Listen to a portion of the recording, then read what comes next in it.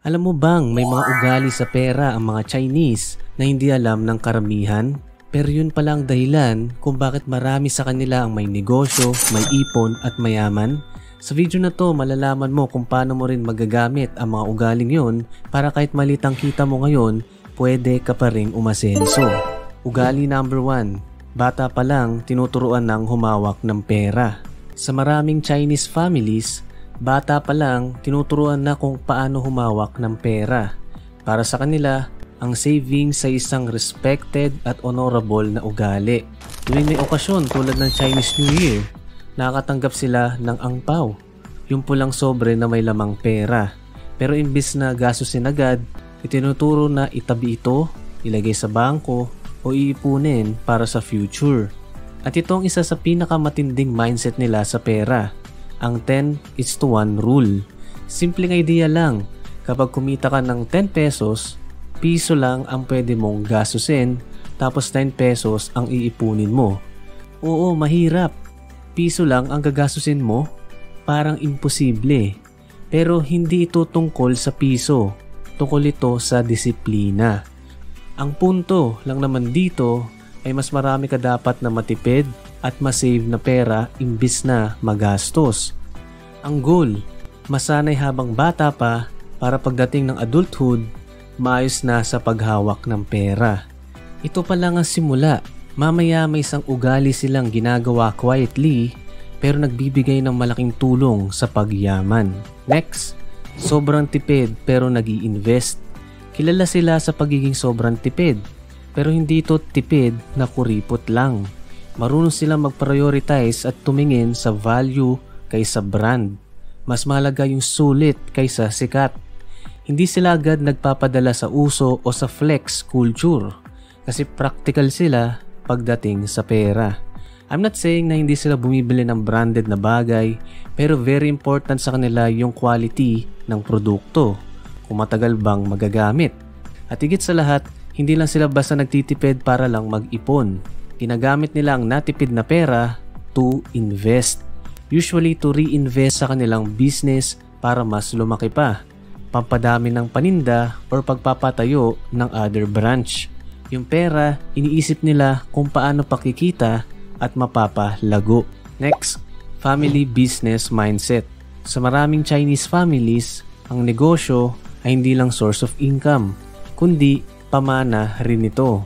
Alam nilang ang trabaho hindi pwedeng ipamana, pero ang negosyo pwede. Kaya kahit bata pa lang, exposed na sila sa takbo ng negosyo. Sa tindahan, hardware o kainan, makikita mo yung anak na tumutulong, nagpa-plastic, nag-aayos ng inventory o kahit simpleng tagabantay muna.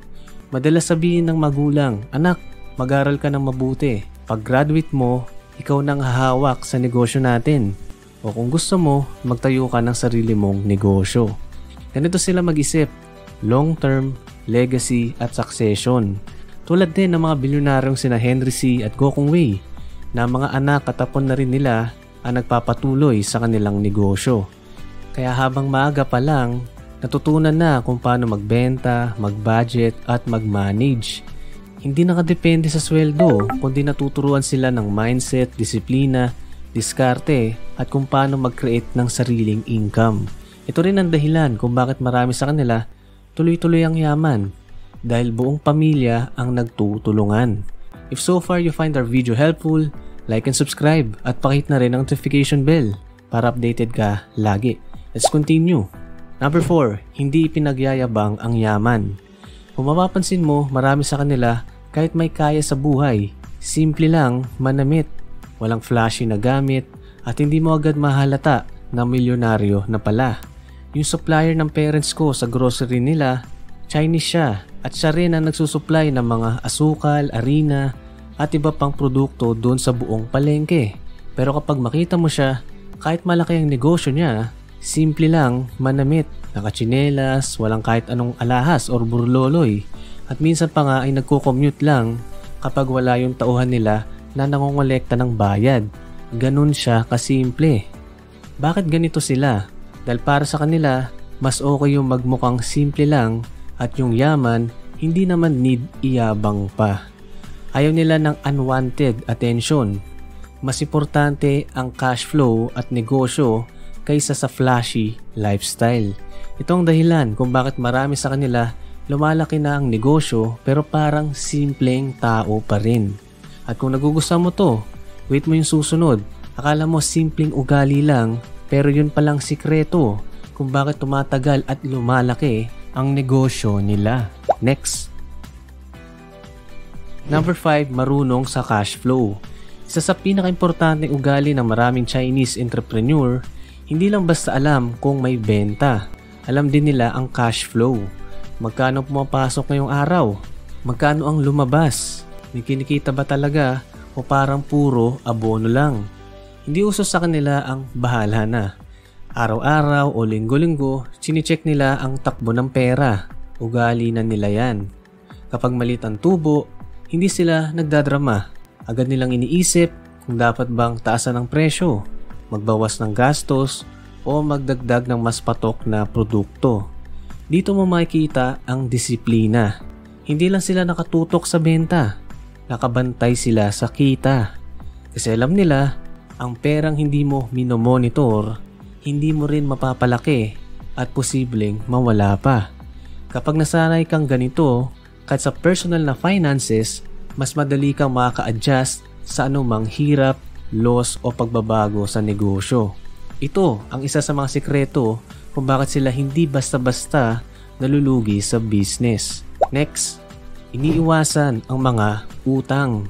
Sa traditional Chinese values, ang utang ay tinuturing na huling option. Hindi ito normal na kapag kinapos ay mangungutang kaagad. Para sa ilang Chinese, nakakahiya kasi ang mangutang. Nakakabawas ito ng dignidad.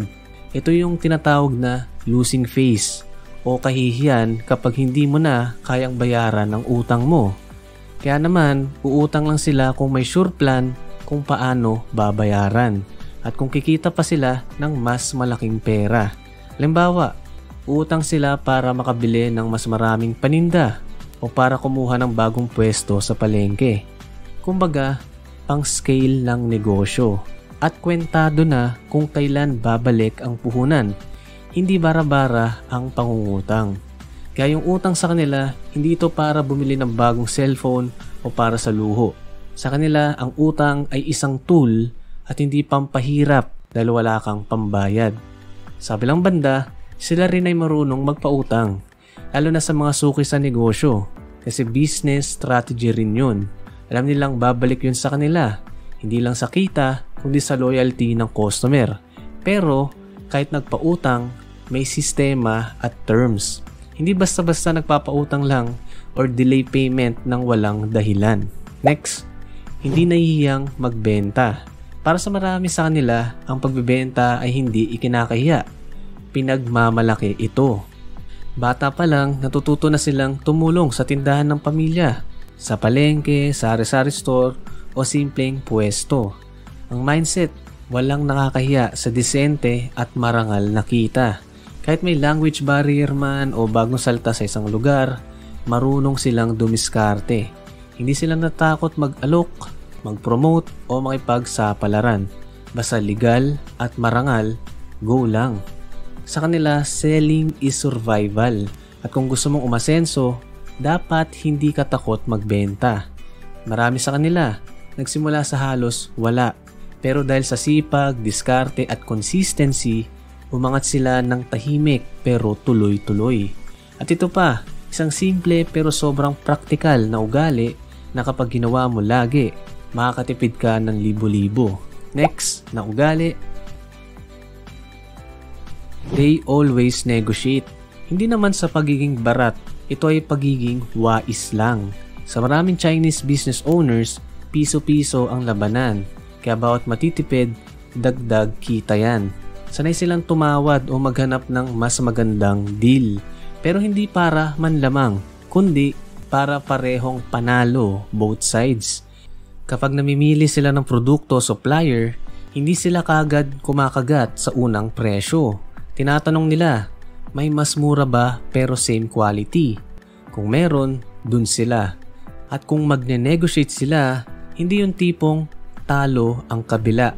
Ang gusto nila, win-win. Para masustain ang business, ang relasyon at ang kita long term. Para sa kanila, hindi mo kailangan maging matalino. Importante rin na marunong kang makipag-usap. At itong mindset na minsan nakakalimutan ng iba. Negotiate not just to save money, but to stay in business longer. Pero ito pa, isang ugali na hindi masyadong napapansin. Pero pag na-master mo to, ang daming pintuan ang pwedeng magbukas. Next. Marunong i-value ang connections. Para sa kanila, connection is currency. Asset yan sa negosyo. Mapapansin mo, sa loob ng parehong industriya, magkakakilala sila. May kilala akong supplier dyan. Alam ko kung sino ang makaka-discount ng ganito. Pwede kitang i-refer sa taong to. Bakit ganito sila? Kasi sa negosyo at pera, ang magandang reputasyon ay puhunan. Kapag maayos kang kausap at may word of honor ka, babalik sa iyo yan bilang tiwala, diskwento o bagong oportunidad. Kung may tiwala sa iyong supplier, bababaan ka ng presyo. Kung maayos kang kliyente, uulitin nila ang deal. Pero kahit gaano ka kagaling sa connections, kapag sira ang pangalan mo, tapos ng laban. Kaya itong last but powerful asset, pero madalas hindi napapansin. Next. Pinapangalagaan ang pangalan at integridad. Importante sa kanila ang pangalang daladala nila. Kaya ayaw nilang masira ito sa kahit sinong customer o supplier. Dito, ang pangalan mo ay brand mo. At kapag brand mo ang sira, hindi lang negosyong babagsak, pati respeto, tiwala, at mga future opportunities. Kaya kahit maliit na issue, inaayos agad. Hindi nila hinahayaan na lumala. Kasi alam nila isang maling hakbang pwedeng kumalat sa buong community. Ang pangalan nila, hindi lang pagmamayari ng isang tao, kundi ng buong pamilya at ng mga susunod pang henerasyon. At ito ang isa sa pinakamalakas na invisible asset sa kahit anong negosyo. Good name, good service, at good reputation. Ngayon, tanungin mo ang sarili mo, ilan na sa 10 ugaling to ang ginagawa mo? At alin pang pwede mong simulan kahit unti-unti lang? Ang good news, ang mga ugaling to hindi lang para sa iilan. Kahit sino, basta may tamang mindset, diskarte, disiplina, at consistency, pwedeng gumaling sa pera. At kung gusto mo pang gumaling sa pera, alamin ang gastos na tahimik pero unti-unting sumisira sa ipon mo. Watch the next video on your screen. 10 gastos na nagpapahirap sa'yo kaya ka walang ipon. Click mo na. Watch now.